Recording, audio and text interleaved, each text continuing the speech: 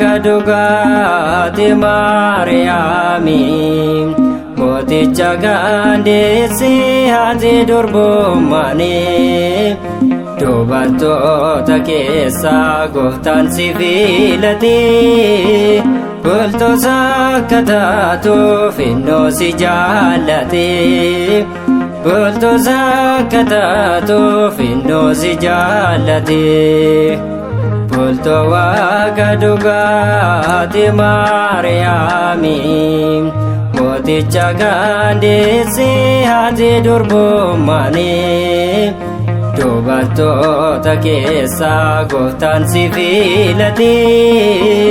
bultoota akka taatuuf innoo si jaallate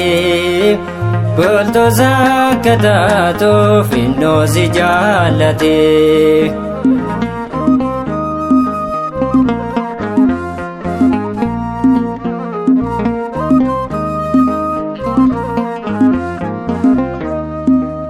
Qulqulloota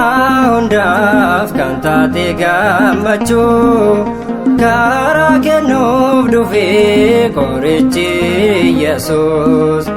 ibidda waaqummaa si qofa kan baate fayyisaa addunyaa deesse kan nuuf laatte.